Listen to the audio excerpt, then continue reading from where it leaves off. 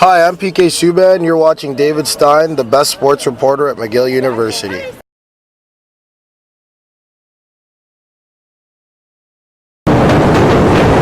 Just like a Chicago train, Brent Sopel's skating style was anything but smooth.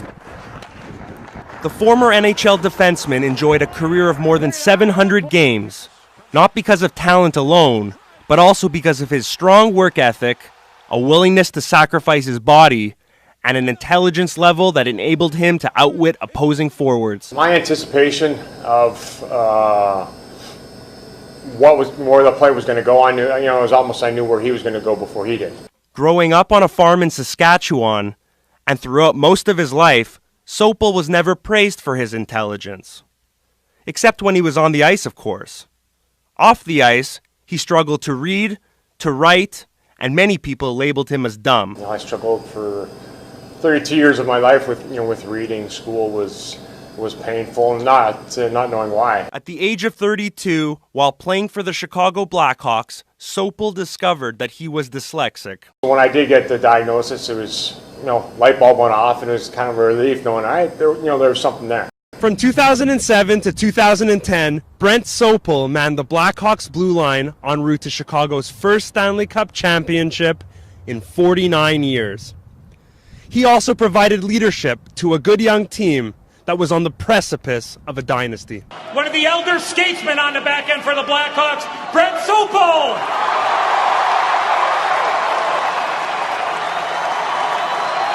That was the closest knit team that I was ever part of. This team was flawless. Now that Sopel understands more about dyslexia, he's decided to use his platform to help spread awareness. It's my life's goal now is to change the world. When you got 20% of the population has it, which is crazy amount of people, 1 in 5. Roxanne Farwick Owens, an associate professor and department chair at DePaul University's College of Education, also believes that students with different learning styles should be accommodated.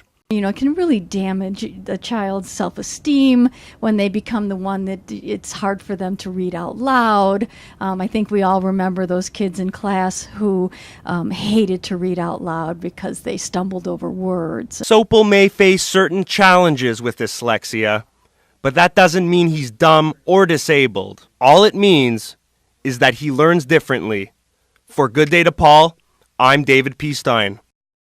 During an NHL career that began in 2007 and spanned nearly 10 years, Mike Brown fought hard to earn a living. Is where they have an edge in this game. We've got a scrap right off the drop of the puck. Oh! Mike Brown just going with Aaron Volpatti. Wow! For me personally, I think fighting keeps the game honest. And if they get rid of it completely, you're going to see that. And I think you are seeing a little bit more, dangerous hits. Hits to the head and elbows. It was during his teen years that Brown learned how to fight while playing in the U.S. National Development Program. We were 16, 17, playing against guys that were 19, 20-year-olds, and you had to fend for yourselves. In 2003, Brown accepted an athletic scholarship at the University of Michigan, where he spent 2 seasons developing his on-ice skills under Wolverines head coach Red Berenson. And when he left college, Brown knew exactly the type of style he needed to play in order to have a sustainable career at the pro level. I'm not going to score that many goals. I'm gonna have big hits. I'm gonna play hard. Brown was always ready to drop the gloves. He didn't have to tap me on the shoulder and say go and do it. I went out and fought. You can see the bench, they all stand up, they get nuts, they get crazy. Early on in his career, he says he sustained numerous concussions that went undocumented before the NHL eventually began taking concussion protocol more seriously. I've taken my fair share, I've had my hits, but I don't think any of them were documented. But according to longtime Montreal Canadiens chief surgeon, Dr. David Mulder, the NHL's concussion protocol has improved dramatically in the last decade. Perhaps the reason there's so many concussions is that we document them better, we have better assessment of them. My last couple of years they had spotters in the NHL, and they, if you got hit, then they're immediately going to give you that iPad test and see how you're doing. These days, Brown coaches teenagers in Vernon Hills, Illinois, at Glacier Ice Arena, where he played his own minor hockey growing up. Not only is he their on-ice coach, he also prepares off-ice training programs for them in his gym. 1, 2. Step back foot. Twist the hip. 1, 2. Going by my fighting career, I did mixed martial arts fighting. I did boxing throughout my entire career. Brown's players look up to him because he knows exactly what it takes to get to the sport's biggest stage. He's a real good example of how you have to be mentally tough and just power through it. When Mike Brown didn't receive a contract offer following the 2015-16 season, he knew he was going to have to seriously start considering life after professional hockey. While some aren't so lucky, Brown still has his health and his passion for the game. For Good Day to Paul, I'm David P. Stein.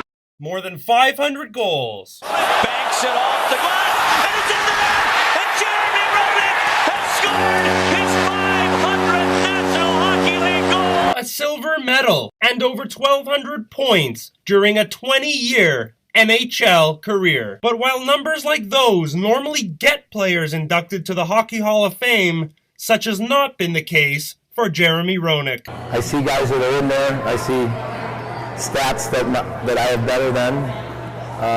Impact on the hockey, impact on the country.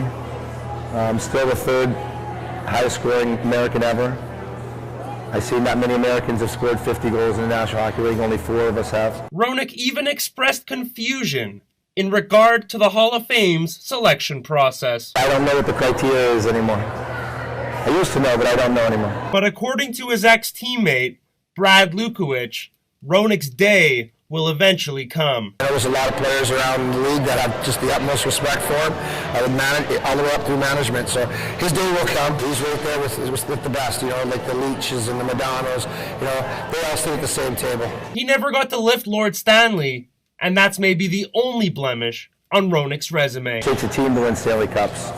So for me, I'm pretty proud of what I did in the National Hockey League. I'm still proud of what I do for the National Hockey League still today. With Lukowich and a couple other former NHLers, Roenick is currently running a hockey camp in Vernon Hills for the 3rd straight summer. For me, it's all about teaching kids the fundamentals of the game, the love of the game, and being a good person, because it goes beyond hockey.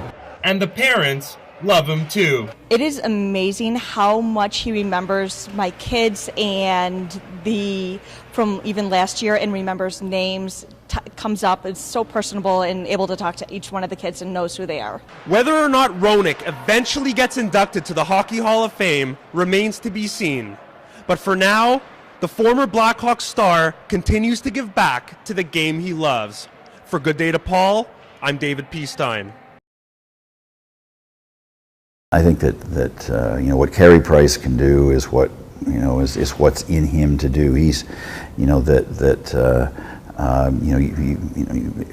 only find out over time, and with the test of it is to how much he can carry a team beyond what it seems capable of. It's a lot to ask, and I would hope that the fans would understand that there are things that outstanding goalies can do, and there are some things that even outstanding goalies can't do. What kind of advice would you give to a McGill student who really wants to have a career in the sports industry and make it on the big stage?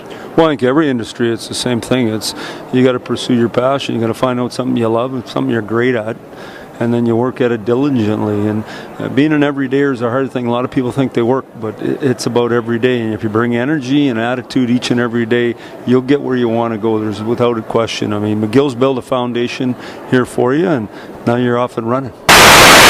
Last week, Saku Koivu called it a career, and there's obviously a lot of debate about whether or not his number should be hanging up here in this building. Yeah. I'm not going to ask you whether it should or it shouldn't, but I will ask you this.